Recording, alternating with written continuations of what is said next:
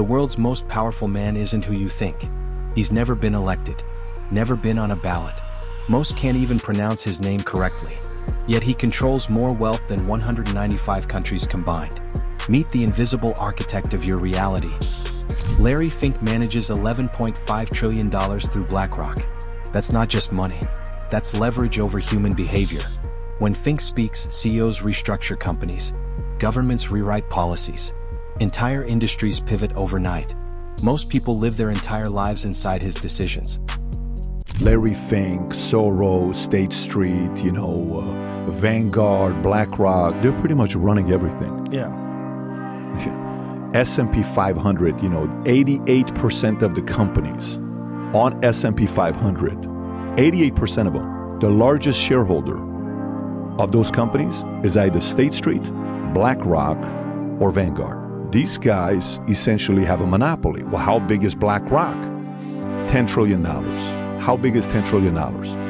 Only 2 countries have a bigger GDP than what BlackRock has, assets under management, US and China. They have that much control to get everybody to do what they want them to do? Yes. They got the kind of control that can make companies fire boards, they can replace CEOs, they can replace leaders if they don't like. Here's the part that'll keep you up at night. Fink doesn't need to own companies to control them. He just needs to own enough shares to be the largest shareholder in everything. Microsoft, Amazon, Tesla. He's the #1 shareholder in all of them. The beautiful irony? Fink got here by being fired for losing $100 million in a single trade. 1988, humiliated and broke, he launches BlackRock with a radical hypothesis. What if we sold certainty instead of returns? Wall Street laughed. Central banks didn't. Larry was born into a wealthy Los Angeles family in 1952, and from the start, he was always hungry for power, with his early years spent pursuing a career in politics, where he would gain a BA in political science from UCLA. However, he soon enough realized that politics isn't where the real power is, money is. Following this, he changed his focus early on to go into banking and real estate. And while at college, Fink was immersing himself in the world of the rich and powerful, having been a full-time member of the secretive Kappa Beta Phi, a group that's members included Michael Bloomberg and the Goldman Sachs chairmen. Fink took full advantage of these connections and started a career in the mortgage bond department at First Boston, a boring New York-based investment bank. This was where Larry would make his mark on the financial world, because over his time at First Boston, Fink became one of the highest earning employees, generating over $1 billion. He was unstoppable and it seemed like he was going to be crowned CEO. Larry became an expert in these little understood investments during his time. However, this success didn't come without a price. He wasn't going to make this money for someone other than him, and so he began creating a ticking time bomb, and only he knew how to defuse it.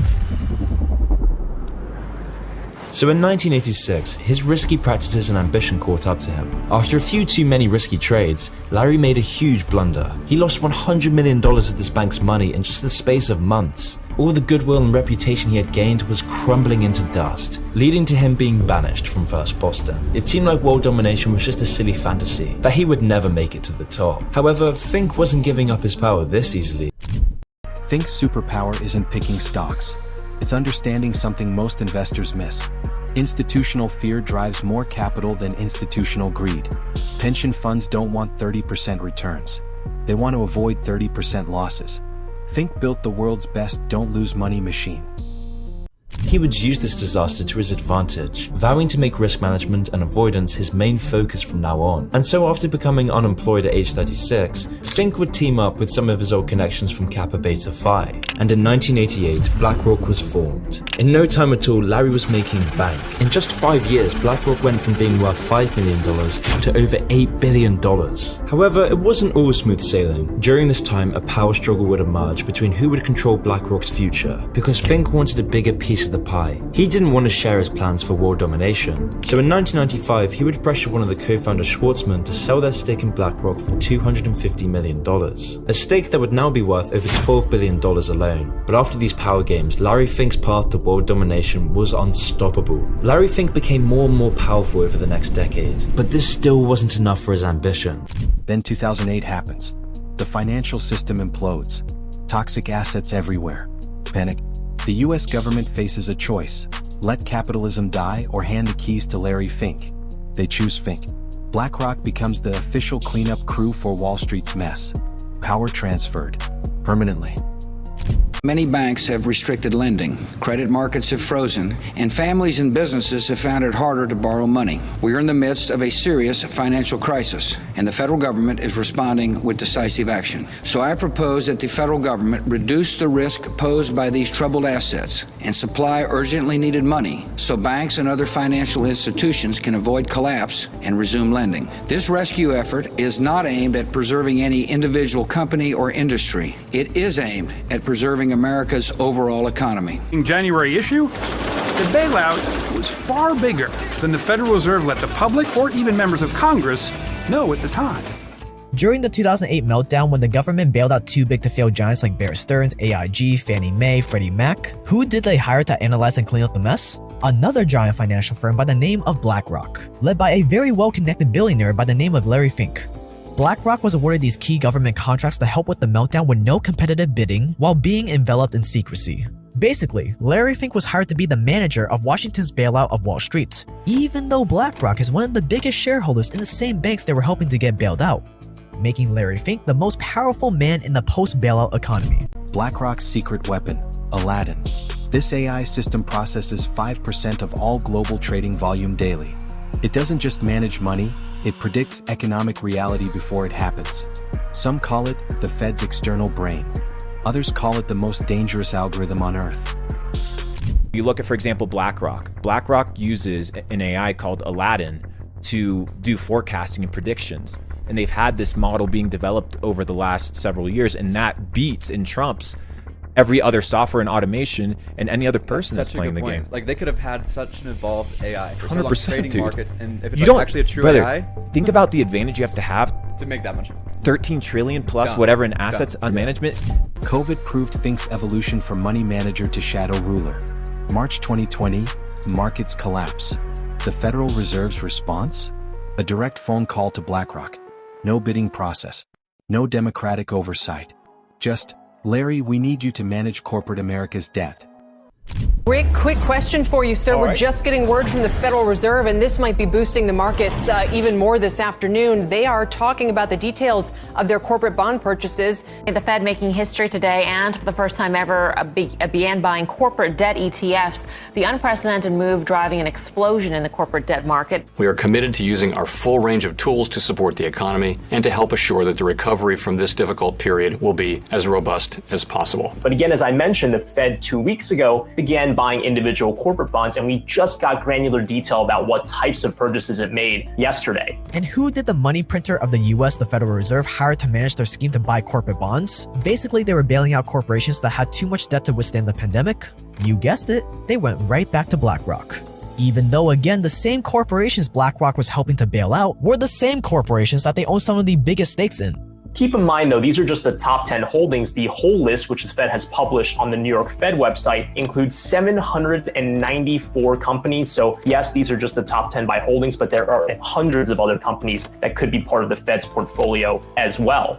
Larry Fink was the most powerful man in the post-bailout economy, and now he's arguably one of the most powerful men in the post-pandemic economy as well. Here's what most people miss about modern power. Ownership is 20th century thinking. Control is 21st century reality. Fink doesn't need to own Apple to make Tim Cook restructure supply chains. He just needs Apple shareholders to listen to him. And they do. ESG revolution isn't grassroots activism. It's BlackRock's $11 trillion thumb on the scale. When Fink declares climate risk is investment risk, Fortune 500 companies don't debate the science. They restructure. Immediately. One man's worldview becomes corporate America's mandate. Think about your retirement fund, your 401k, your pension. Statistically, BlackRock manages a chunk of it, which means Larry Fink, a man you've never met, makes investment decisions with your money that shape the world you live in. Let that sink in. The uncomfortable truth about capitalism. We obsess over entrepreneurs and disruptors. But the real power belongs to whoever controls the flow of capital. Fink doesn't build companies. He decides which companies get built and which ones get starved. This isn't a conspiracy theory, it's systems theory. When one entity controls 10% plus of every major public company, traditional market dynamics break down. Price discovery becomes price direction. Competition becomes coordination. Democracy becomes technocracy. You know how much assets they have under management as of December 31st of 2022? $10 trillion. He was a CEO. Okay. $10 trillion. 70 offices in 30 countries and clients in 100 countries. Some of these countries that don't like America, but these guys are more representing the globalist brand because they have such wide reach of what they can do. And one of the ways they can make their clients happy is through ESG to control the behavior of what different companies do. So force is the key. You can love this or hate this, but you can't ignore this. The most important skill in the next decade won't be coding or marketing. It'll be understanding power structures most people can't see, because the game changed, and most people are still playing by old rules. Larry Fink represents the future of power, invisible, algorithmic, and absolute. The question isn't whether this is good or bad. The question is, do you understand how the game really works?